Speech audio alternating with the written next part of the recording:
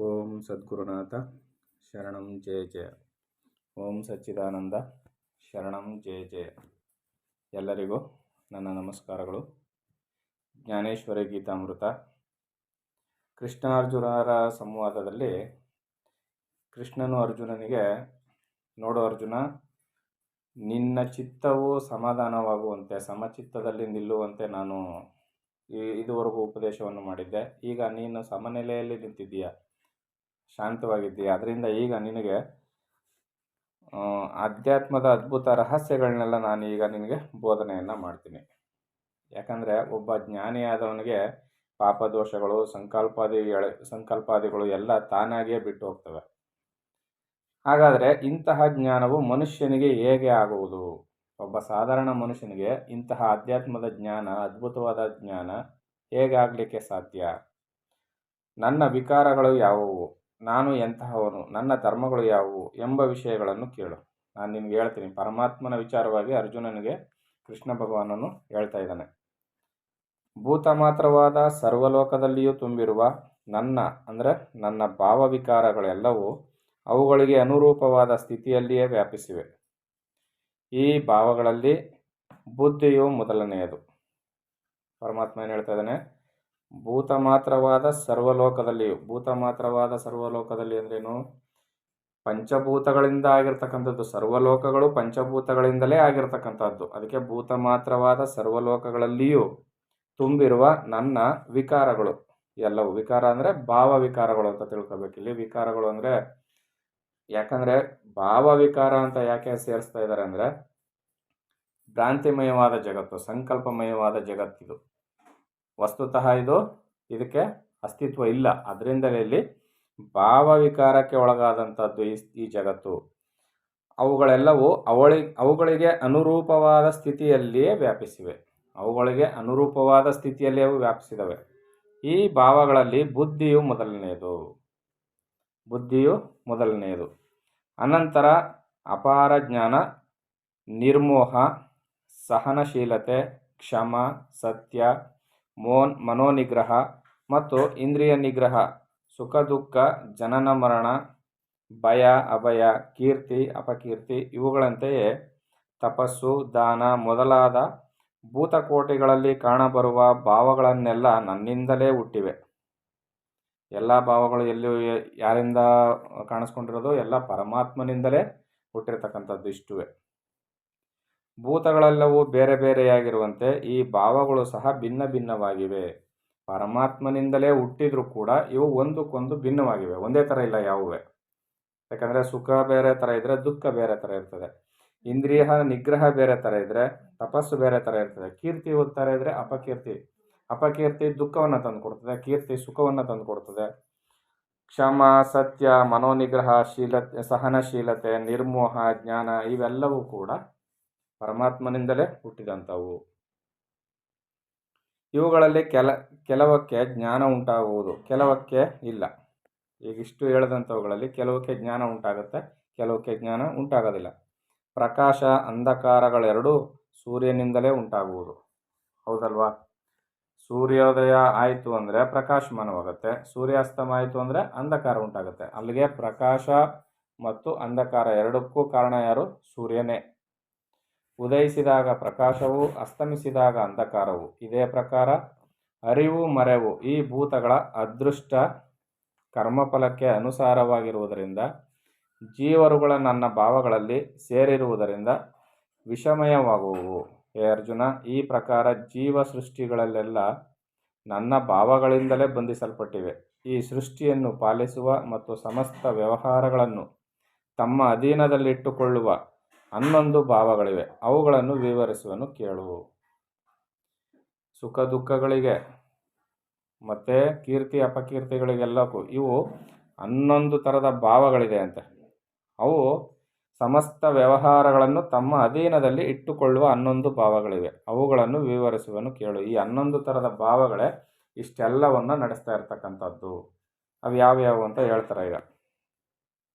ಗುಣ ಮತ್ತು ಜ್ಞಾನದಲ್ಲಿ ಸರ್ವ ಮಹರ್ಷಿಗಳಿಗೂ ಶ್ರೇಷ್ಠರಾದ ಕಶ್ಯಪಾದಿ ಸಪ್ತಋಷಿಗಳು, 14 ಮನುಗಳಲ್ಲಿ ಸ್ವಯಂಭೂ ಮೊದಲಾದ 4 ಮುಖ್ಯ ಮನುಗಳು ಸೇರಿ 11 ಭಾವಗಳಾದ ಇವರು ನನ್ನ ಮನಸ್ಸಿನಿಂದ ಜನಿಸಿದರು. ಇವರು 11 ಜನ ಪರಮಾತ್ಮನ ಮನಸ್ಸಿನಿಂದಲೇ ಜನಿಸಿದವರು, ಮಾನಸ ಪುತ್ರರು ಇವರು. ಅವರು ಜನ್ಮಿಸಲು ಸೃಷ್ಟಿ ವ್ಯಾಪಾರವೇ ಹೇತುವು. ಹೇತು ಅಂದರೆ ಇಲ್ಲಿ ಕಾರಣ ಅಂತ. ಸೃಷ್ಟಿ ವ್ಯಾಪಾರ ಚೆನ್ನಾಗಿ ನಡೀಬೇಕಾಗಿದ್ದರಿಂದ ಈ 11 ಜನರನ್ನು ನನ್ನ ಮನಸ್ಸಿನಿಂದಲೇ ಅವರಿಗೆ ಸೃಷ್ಟಿಯಾದರು. ಲೋಕರಚನೆಯು ಆಗುವ ಮೊದಲು, ತ್ರಿಭುವನಗಳು ವಿಸ್ತರಿಸುವ ಮೊದಲು ಮಹಾಭೂತಗಳ ಸಮೂಹವು ನಿಷ್ಕ್ರಿಯವಾಗಿದ್ದಿತು. ಅನಂತರ ಜನ್ಮಿಸಿದ್ದ ಈ 11 ಮಂದಿ ಈ ಲೋಕಗಳನ್ನು ಉತ್ಪನ್ನ ಮಾಡಿದರು. ಇವರಿಗಿಂತ ಭಿನ್ನರಾದ 8 ಮಂದಿ ಅಧಿಪತಿಗಳನ್ನು ಲೋಕಪಾಲಕರಾಗಿ ನಿಯಮಿಸಿದರು. ಇವರು 11 ಜನ ಅಲ್ಲದೆ ಈ 11 ಜನ ಸೇರಿ 8 ಜನ ಲೋಕಪಾಲಕರನ್ನ ದಿಕ್ಪಾಲಕರುಗಳನ್ನ ನೇಮಿಸಿದರು. ಇದರಿಂದ ಮಿಕ್ಕ ಜಗತ್ತೆಲ್ಲವೂ ಈ 11 ಮಂದಿಯ ಪ್ರಜೆಗಳಾಗಿ ಇರುವರು. ಈ ಜಗತ್ತೆಲ್ಲವೂ ನನ್ನಿಂದ ವ್ಯಾಪಿಸಿರುವುದು ಎಂಬುದನ್ನು ನೀನು ಜ್ಞಾಪಕದಲ್ಲಿ ಇಡು. ಏನು ಪರಮಾತ್ಮ ಹೇಳ್ತಾ ಇದ್ದಾನೆ, ಒಂದು ಕಡೆ ಈ ಲೋಕವೆಲ್ಲ ನನ್ನಿಂದಲೇ ವ್ಯಾಪಕವಾಗಿದೆ ಅಂತ ಹೇಳ್ತಾನೆ. ಎಲ್ಲವನ್ನೂ ನಾನು ನನ್ನೊಳಗೆ ಎಲ್ಲವೂ ಅಡಕವಾಗಿದೆ ಅಂತ ಪರಮಾತ್ಮ ಹೇಳ್ತಾ ಇದ್ದಾನೆ. ಮತ್ತು ಲೋಕ ವ್ಯವಹಾರವನ್ನು ಈ 11 ಜನ ಅವ್ರ ಕೆಲಸಕ್ಕೆ ಅನುಕೂಲ ಆಗಲಿ ಅಂತ ದಿಕ್ಪಾಲಕರಾಗಿ 8 ಜನವನ್ನು ತೆಗೆದುಕೊಂಡಿದ್ದಾರೆ ಅಂತ ಇಲ್ಲಿ ಹೇಳ್ತಾ ಇದ್ದಾನೆ. ಇಲ್ಲಿ ಏನು ಹೇಳ್ತಾ ಇದ್ದಾನೆ, ಮೊದಲನೇ ಆರಂಭದಲ್ಲೇ ಹೇಳ್ತಾ ಇದ್ದಾನೆ ಏನಂತ, ಭಾವನಾತ್ಮಕವಾದದ್ದು ಈ ಜಗತ್ತು, ಸಂಕಲ್ಪಮಯವಾದದ್ದು ಅಂತ. ನಿಜವಲ್ಲ, ಸಂಕಲ್ಪಮಯವಾದದ್ದು, ಭ್ರಾಂತಿಮಯವಾದದ್ದು ಅಂತ ಇಲ್ಲಿ ಹೇಳ್ತಾ ಇದ್ದಾನೆ. ಈ ಭ್ರಾಂತಿಮಯವಾದ ಜಗತ್ತಿನಲ್ಲಿ ಇದು ನಡೀತಾ ಇದೆ. ಹೌದಾ ಅಂದರೆ ಖಂಡಿತವಾಗಿ ಹೌದು ಅಂತ ನಮಗೂ ನಿಮಗೂ ಅನುಭವಕ್ಕೆ ಬರ್ತದೆ. ಯಾವಾಗ ಅಂದರೆ ಸ್ವಲ್ಪ ವಿಚಾರ ಮಾಡಿ ನೋಡಿದಾಗ. ಆರಂಭದಲ್ಲಿ ಬೀಜ ರೂಪದಿಂದಿದ್ದುದೇ ಅಂಕುರವಾಗಿ, ಅನಂತರ ಶಾಖೆಗಳು, ಉಪಶಾಖೆಗಳು, ಇವುಗಳಿಂದ ಎಲೆ, ಪುಷ್ಪಾದಿಗಳು, ಹಣ್ಣು, ಕಾಯಿ ರೂಪದಿಂದ ವೃಕ್ಷತ್ವವು ಪೂರ್ಣವಾಗುವುದು. ಹೌದಲ್ವಾ? ಒಂದು ಬೀಜವನ್ನು ಅದನ್ನು ನೆಟ್ಟರೆ ಅದು ಮೊಳಕೆ ಹೊಡೆದು ಅನಂತರ ಚಿಗುರು ಹೊಡೆದು 2 ಎಲೆ ಆಗಿ ಅನಂತರ ದೊಡ್ಡ ಗಿಡವಾಗಿ ಹೂವು, ಹಣ್ಣು, ಕಾಯಿ ಎಲ್ಲ ಬರ್ತದಲ್ಲ, ರೆಂಬೆ ಕೊಂಬೆಗಳೆಲ್ಲ. ಆ ರೀತಿಯಲ್ಲಿ ಈ ಚಿಕ್ಕ ಬೀಜದ ವಿಸ್ತಾರವೇ ವೃಕ್ಷವೆಂದು ಚೆನ್ನಾಗಿ ಬೋಧೆಯಾಗುವುದು. ಆ ಸಣ್ಣ ಬೀಜದ ಕಣದಿಂದ ದೊಡ್ಡ ಆಲದ ಮರ ಹೇಗೆ ಉತ್ಪತ್ತಿಯಾಗುತ್ತೋ ಹೀಗೆಯೇ ಮೂಲತತ್ವವಾಗಿದ್ದ ನಾನೇ ಮನಸ್ಸನ್ನು ನಂತರ ಸಪ್ತಋಷಿಗಳನ್ನು ಹುಟ್ಟಿಸಿದನು. ಮೊದಲೇನು ಹುಟ್ಟಿತು? ಮನಸ್ಸು ಹುಟ್ಟಿತು. ಅನಂತರ ಸಪ್ತಋಷಿಗಳು ಹುಟ್ಟಿದ್ರು. ಮನುಗಳನ್ನು ಅವರು ಈ 11 ಮಂದಿ ಲೋಕಪಾಲಕರನ್ನು ಸೃಷ್ಟಿಸಿದರು. ಅವರು ಲೋಕಪಾಲಕರನ್ನು ಸೃಷ್ಟಿ ಮಾಡಿದ್ರು. ಈ ಲೋಕಪಾಲಕರು ಸಹ ಅನೇಕ ಪ್ರಜೆಗಳನ್ನು ಸೃಷ್ಟಿಸಿದರು. ಈ ಜಗತ್ತೆಲ್ಲವನ್ನು ನಾನೇ ವಿಸ್ತರಿಸಿದನೆಂಬ ವಿಷಯವನ್ನು ಕುರಿತು ಶ್ರದ್ಧೆಯಿಂದ ವಿಚಾರ ಮಾಡುವ ಮನಸ್ಸು ಉಳ್ಳವನಿಗೆ ಮಾತ್ರವೇ ಇದರ ಬೋಧೆಯಾಗುವುದು. ಇವರೆಲ್ಲ ಮಾಡಿದ್ರಲ್ಲ, ಪರಮಾತ್ಮ ಏನು ಮಾಡ್ದ ಅಂದರೆ ಪರಮಾತ್ಮನಿಂದ ಜನ್ಯವಾದವು ಇವೆಲ್ಲ ಅಂತ. ಎಲ್ಲದಕ್ಕೂ ಮೂಲ ಕಾರಣ ಯಾರು? ಪರಮಾತ್ಮನೇ. ಹೇ ಅರ್ಜುನ, ಈ ಪ್ರಕಾರ ನನ್ನ ಮೂರ್ತಿಯಾಗಿರುವ ಈ ಭಾವಗಳು ವಿಶ್ವವೆಲ್ಲವನ್ನು ವ್ಯಾಪ್ತ ಮಾಡಿವೆ. ಆದ್ದರಿಂದ ಬ್ರಹ್ಮ ಮೊದಲಾಗಿ ಕೀಟಗಳವರೆಗೂ ಕಾಣುವ ಸೃಷ್ಟಿಯೆಲ್ಲವೂ ನಾನೇ ಎಂಬ ವಿಷಯವನ್ನು ತಿಳಿಯುವುದರಲ್ಲಿ ಜ್ಞಾನವು ಜಾಗೃತವಾಗುವುದು. ಒಂದು ಕೀಟದಿಂದ ದೊಡ್ಡ ಜಂತುವಿನವರೆಗೂ ಎಲ್ಲ ಜೀವರಾಶಿಗಳಿಗೂ ಕೂಡ ನಾನೇ ಕಾರಣಕರ್ತನು, ಅವುಗಳೆಲ್ಲವೂ ನನ್ನಲ್ಲಿಯೇ ಇದೆ ಅಂತ ನೀನು ತಿಳ್ಕೊಂಡಿದ್ದೆ ಆದರೆ ನಿನಗೆ ಜ್ಞಾನವಾಗುತ್ತೆ, ಜಾಗೃತವಾಗುತ್ತೆ. ಆಗ ಅವರಲ್ಲಿ ಶ್ರೇಷ್ಠ, ಕನಿಷ್ಠ, ಒಳ್ಳೆಯದು, ಕೆಟ್ಟದ್ದು ಎಂಬ ಭೇದ ಭಾವಗಳಿಂದ ಕೂಡಿದ ದುಸ್ಸಂಕಲ್ಪವೆಂಬ ಸ್ವಪ್ನಗಳು ಬರುವುದಿಲ್ಲ. ಪರಮಾತ್ಮನೇ ಎಲ್ಲೆಲ್ಲೂ ಇದ್ದಾನೆ ಅಥವಾ ಎಲ್ಲವೂ ಪರಮಾತ್ಮನಿಂದಲೇ ಜನಿತವಾದದ್ದು ಅನ್ನೋ ಬುದ್ಧಿ ಯಾವಾಗ ಬರುತ್ತೆ, ಆಗ ನಮಗೆ ಭೇದ ಭಾವ ಬರೋದಿಲ್ಲ.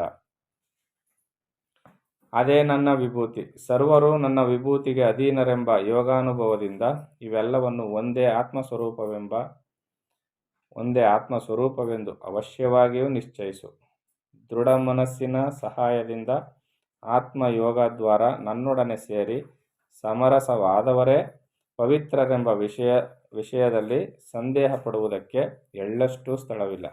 ಹೇ ಅರ್ಜುನ, ಈ ಪ್ರಕಾರ ಈ ಭೇದ ಭಾವದಿಂದ ನನ್ನನ್ನು ಭಜಿಸುವವರ ಮನೆಯಲ್ಲಿ ಅವಶ್ಯವಾಗಿಯೂ ನಾನೇ ವಾಸಿಸುವುದರಿಂದ ಆ ಭಕ್ತಿ ಯೋಗಿಗಳಲ್ಲಿ ಯಾವ ಸಂಶಯ ಆಗಲಿ ದುರ್ಬಲತೆಯಾಗಲಿ ಇರುವುದಿಲ್ಲ.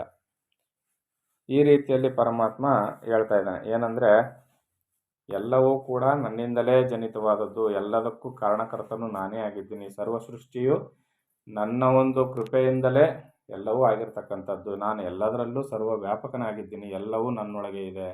ಅದರಿಂದ ನೀನು ಎಲ್ಲದರಲ್ಲಿಯೂ ನನ್ನನ್ನು ಕಾಣು ಅಂತ ಹೇಳ್ತಾರದು. ಎಲ್ಲವೂ ನಾನೇ ಆಗಿದ್ದೀನಿ, ಪರಮಾತ್ಮನೇ ಎಲ್ಲದರಲ್ಲೂ ಇದ್ದಾನೆ ಅಂತ ಕಂಡಾಗ ನಿನಗೆ ಜ್ಞಾನೋದಯವಾಗುತ್ತೆ ಅಂತ ಇಲ್ಲಿ ಪರಮಾತ್ಮ ಹೇಳ್ತಾ ಇದ್ದಾನೆ. ಇನ್ನು ಅಭೇದವಾದ ಸ್ವರೂಪ ಯಾವುದು ಅಂತ ಹೇಳ್ತೀನಿ ಕೇಳು ಅಂತ ಹೇಳಿ ಪರಮಾತ್ಮ ಮುಂದುವರಿತಾನೆ. ಅದನ್ನು ಮುಂದಿನ ಆಡಿಯೋದಲ್ಲಿ ನೋಡೋಣ. ಎಲ್ಲರಿಗೂ ಒಳ್ಳೆಯದಾಗಲಿ. ಓಂ ಸದ್ಗುರುನಾಥ ಶರಣಂ ಜಯ ಜಯ. ಓಂ ಸಚ್ಚಿದಾನಂದ ಶರಣಂ ಜಯ ಜಯ. ಹರಿ ಓಂ ತತ್ಸತ್. ಹರಿ ಓಂ ತತ್ಸತ್. ಹರಿ ಓಂ ತತ್ಸತ್.